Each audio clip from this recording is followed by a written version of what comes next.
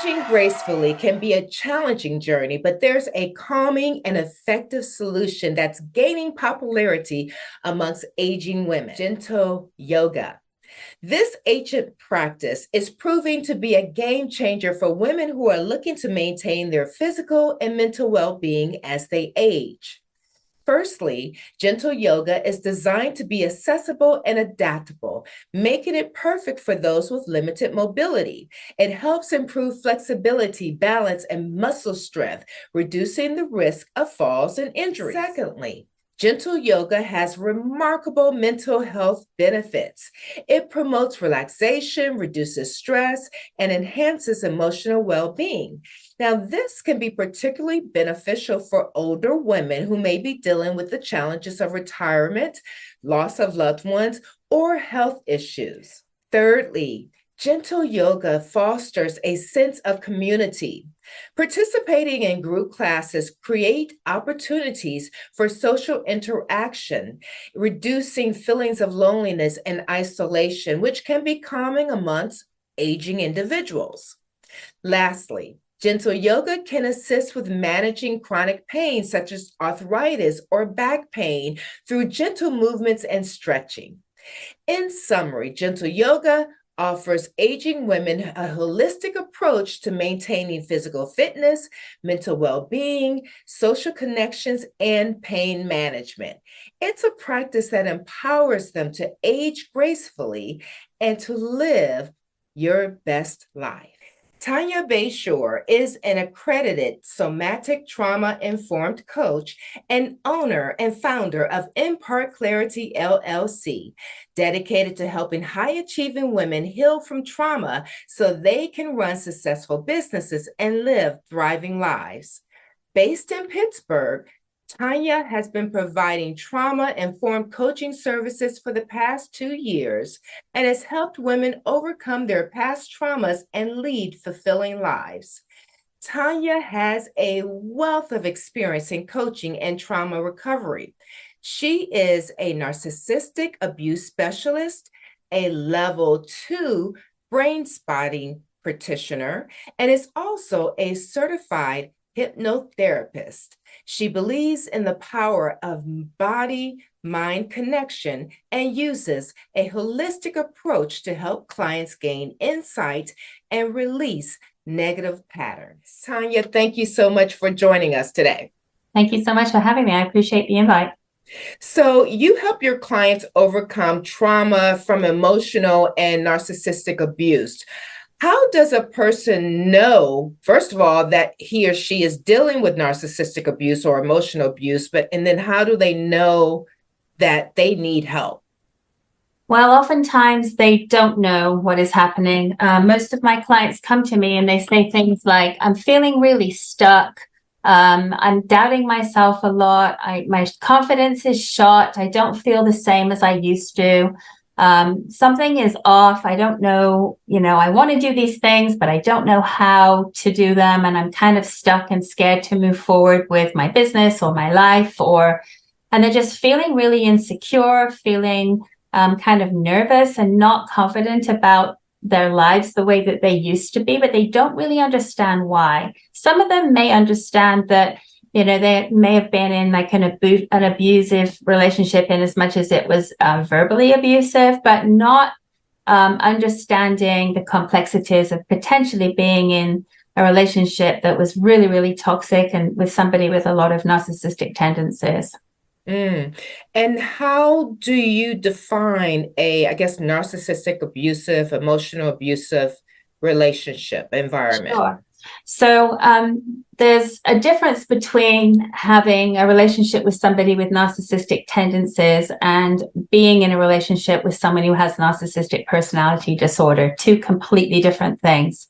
I am not a psychologist. I don't diagnose people. And in order to get diagnosed, you need to meet many requirements from the DSM, and you'd need to go and see, a specialist and really kind of be interviewed and assessed to see if you have narcissistic personality disorder.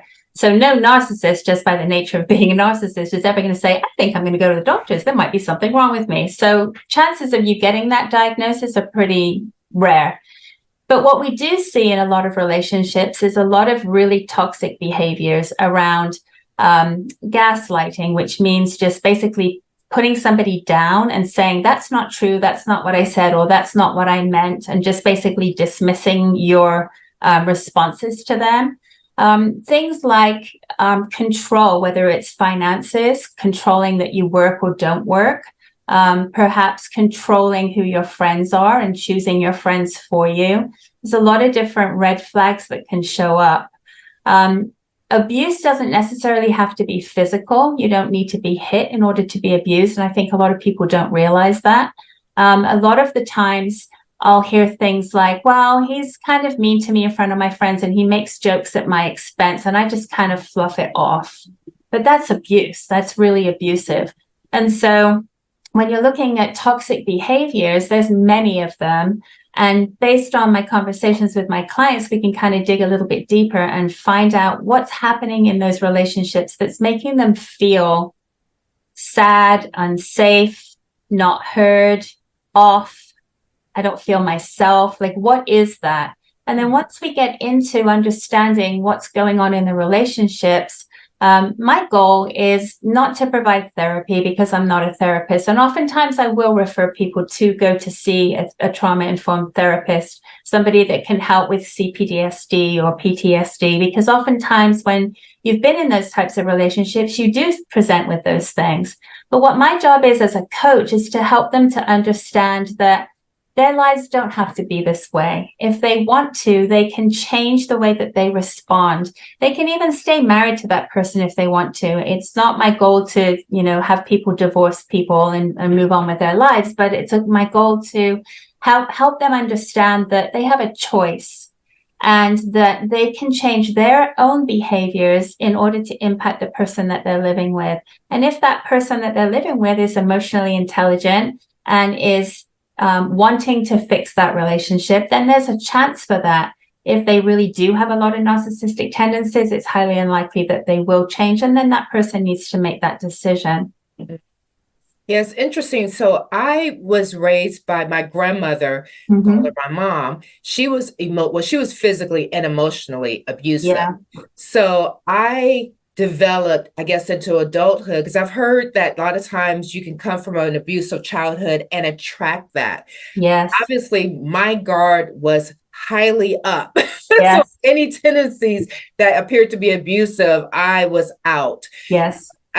Do you find that a lot of your clients, as you're going through the coaching process, do you find that they're repeating a pattern? Yeah, I do. So oftentimes I'll find that they are very codependent, that they've been abused as a child, or perhaps they've been bullied in school, or maybe something happened to them with their first early on relationship between the ages of 17 and 20 something, and they didn't realize the level of abuse that had occurred at that time. And they don't know how to respond to that because they've never been taught. So if you're raised in a codependent environment, so if your parents are, alcoholics or drug addicts, or they have also been emotionally or physically abused, their fight flight response, the way that their body shows up, is not always healthy. And unfortunately, that gets passed down onto you. So quite often when we talk, I'll ask, so what was it like growing up? What was your childhood like? Tell me a little bit about when you were dating, and kind of give me the highlights of, things that you remember that really kind of upset you. And we call it a trauma timeline. A lot of people hear the word trauma and they go, oh, I've never been in a car crash. I've never been to war. I don't have any trauma. Everything's great. But then when I say things like, so, tell me about your childhood. Well, my dad left when I was 7. Well, that's really traumatic, right? So yes, to answer your question, quite often there usually is a link back to something that happened previously in their lives.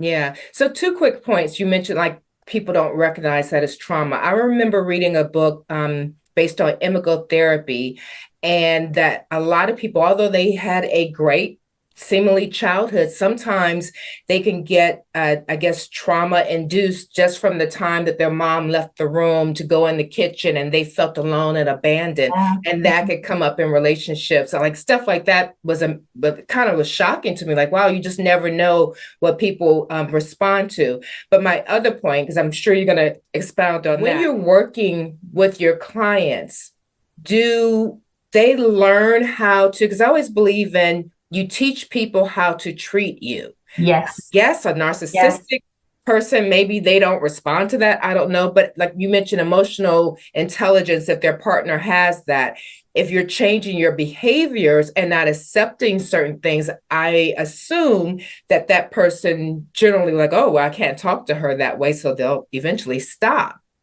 You would hope, right? If they're emotionally intelligent, like I'm married now to a really lovely man who hears me. And I'll say, you know, when you do this, it bothers me. And here's why. And he'll say to me, I'm really sorry, honey. I didn't realize that bothered you so much. I'll try really hard not to do that anymore. That's a normal, healthy relationship response, right? In previous relationships, I would say, I don't appreciate when you do this. And he'd say, too bad. This is who I am. And if you don't like it, there's the road, right? So huge red flag. Yeah, can you see why I'm not married anymore? I think my head would spin around at that point. Right. So my point is that if you've been in this relationship for a really long time and you think that's a normal response to you asking something of someone that you're supposed to be in love with and who loves you back, and you don't know any differently, all of a sudden the light bulb goes off and the people sitting in my chair go, wait, hold on a minute. So that's not how they should be responding? No, it's not. Do you respond that way when they say to you, hey, can you try not to do that? Probably not. You say, okay, I'll try not to do that. That's called gaslighting. That's called manipulation. That's called control. You know, it's a red flag. Yeah. And you make a good point too about having reactions to things, and they may not necessarily be things that we can remember. So there is such a thing called generational trauma, right? So the things that happened to your grandmother and your mother have kind of been passed down the line through our bodies. There's a phenomenal book out there, and it's written by Bessel van der Kolk, and it's called The Body Keeps the Score. And it talks about how trauma gets stuck literally in our body, physically in our body. And I teach my clients from the very, very beginning. The very first lesson we have, I talk about the polyvagal theory, which was created by Stephen Porges. And the reason I do that is because they have to understand what's physically happening in their bodies when they start getting anxious or upset or triggered in some way. And it is always a physical response that happens to us. And it's either a sight, a sound, a smell, a memory that triggers that response. And then all of a sudden your body goes into that autonomic nervous system response of fight, flight, freeze, and then fawn, which is another response when you're in an abusive relationship. So once I start to teach that, why it's triggered, how it gets triggered, what those symptoms are in the body, the person that I'm coaching then can really identify it for themselves. Oh, this is happening and this is why. And now I understand why it's happening. And more importantly, they can practice some things to regulate their vagus nerve that controls that stimulus so that they're not as triggered. I'm not saying it won't go away completely, but it certainly isn't as bad. Once you understand and you educate yourself about that, all of a sudden you're like, oh, now I see why I'm feeling this way. Or you can catch it. You'll be like, I can't swallow, my throat's like, feeling like it's closing up. Okay, now I know why, because I'm feeling how I felt when I wasn't allowed to talk as a child. And we can kind of connect those things together and do a lot of different exercises where we can walk through and really process that out of their bodies. Yeah, healing is definitely, I believe that you can tell when you're on the healing path, because when I would talk about my childhood when I was younger, I would just start bawling, crying. I cry, yeah. No big deal, but there's certain things that will respond a certain way. After a while from doing the work, I stopped responding that way. But you said something that was very interesting, is generational trauma. I need to research that because I did back in the day was talking to other relatives. Where did this come from? Why is this family so dysfunctional? And it's like obviously there's something deeper. We don't know, I'm sure part of it's the enslavement, maybe, but things that have been passed down, from generations to generations, because we have no family. So I wonder, I'm sorry. Yeah, I was going to say, and to add to that too, you think about the mindsets and the beliefs that were passed down from generation to generation too. We don't have any money. We're broke. Money doesn't grow on trees, right? Mm-hmm. So you hear all these things, and then you're like, oh, that's our belief in our family. That's what we believe. So it prevents you then, if you decide to take that belief on as your own, to start thinking, okay, so I'm never going to have any money because money doesn't grow on trees, and because, you know, we don't come from money. What if you told yourself, okay, my relatives didn't come from money, but that doesn't mean that I don't get to do that. And you choose to believe something different. And a lot of what I do with positive psychology and about, you know, really looking and embracing the future that you have. You can't change the past. It's gone. It's done. But you have today. That's why it's called a present, because it is a gift and it's today, right? Mm-hmm. And you have tomorrow, hopefully. And so you can plan to live a better future. You don't have to let the past impact your life so much that you stop living for today and you don't know how to move forward. Yeah. And my audience are midlife and senior women. I definitely want to let the ladies don't think that, well, I'm so old, it doesn't matter now. No, it does matter, because you want to have a quality, healthy, happy life, whatever amount of years that you have left. I agree. And it doesn't matter if you're 70 or 80 years old. Until the Lord calls you home, you have time to improve your life and to choose to be happy. And sometimes those choices are harder because you may have to eliminate some people in your life that are bringing you down. Yes. You know, and that gets a little complicated too, right? Especially as we get older. Yeah. So I'm really good on if someone's not healthy for me. So you use the acronym NEAR, NEAR, for narcissistic and emotional abuse recovery. Correct. What is your primary goal? I know clarity, healing. Yes. I think that the primary goal is to educate the women as to why they respond the way they do.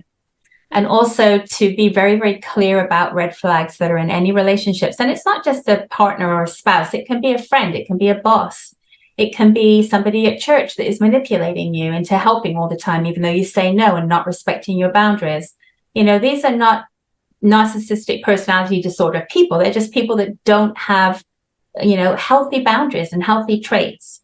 Yeah. And so, you know, what I do with my clients is I walk them through what that looks like in their body. And we really get into the somatic portion of this because it's really important. Mm-hmm. And then we look at identifying those red flags, teaching them how to set boundaries, how to not be so codependent and not feel guilty when you say no.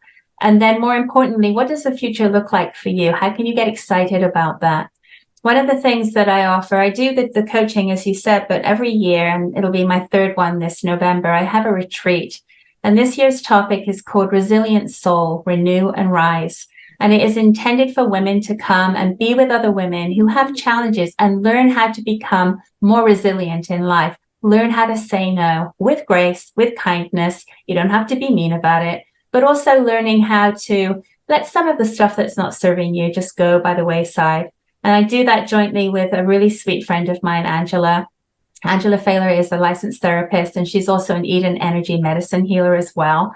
And so we partner together and we do that retreat here in just outside of Pittsburgh. It's just a couple of days long, and it is a really wonderful, immersive, transformative weekend where women can come together with like-minded women, work on our stuff. You know, we have great food, we have good company, we do some arts and crafts, and it's just a really nice way to unplug and kind of take a look at your life through a different perspective and choose to see where you want to go from there. So, and they're listening to other women who may have had similar experiences and probably learning different techniques through the process and forming lifelong friends, I'm sure. Yes, definitely. So do you find that because of the abuse, emotional abuse, people fall into depression, drug abuse, a lot of different aspects? Are you able to help them get out of those slumps? Yes, so that's more serious. You're absolutely right about that. So when we don't keep our nervous system running on all four cylinders, and we can,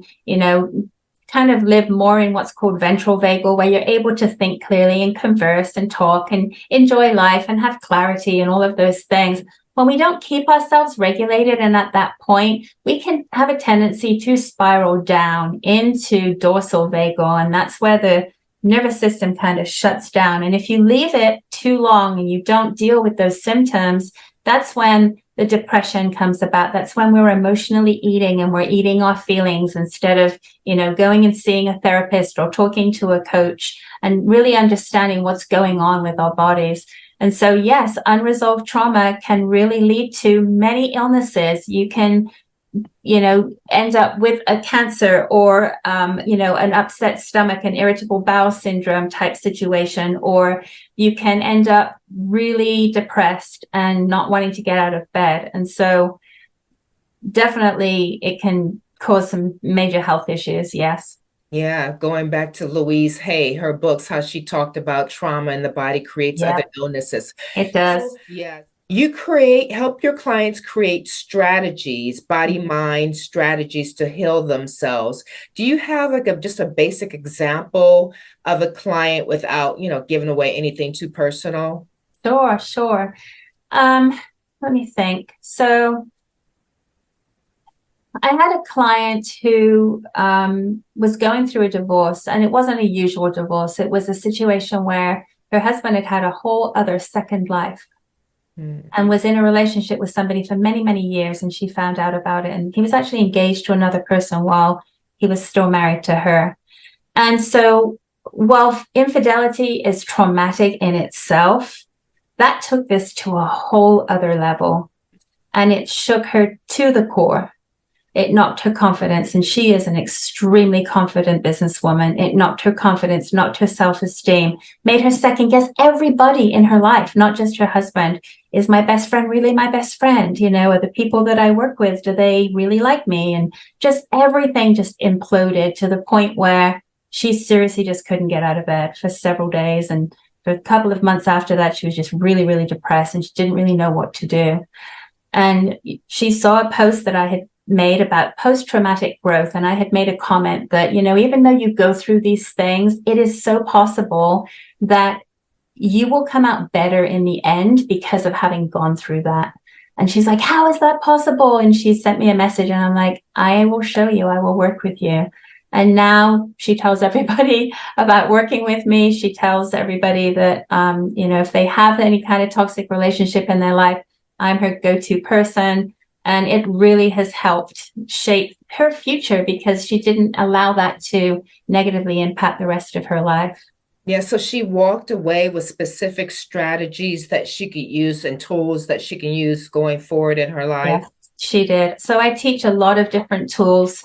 I teach a lot of things to do with recognizing what's happening in your body somatically, because when you really tune into your body, it will give you lots of information way before your brain even catches up. So there's this almost like this invisible field around our body. I call them the spidey senses, right? Your body's always looking out for clues and cues, and it immediately will recognize if something's wrong before your brain even catches up.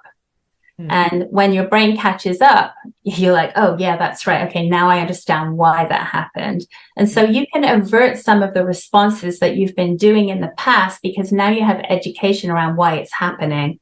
And more importantly, with self-care, so getting out in nature, going for walks, having a dog or a cat, a pet that you can, make friends with and love on.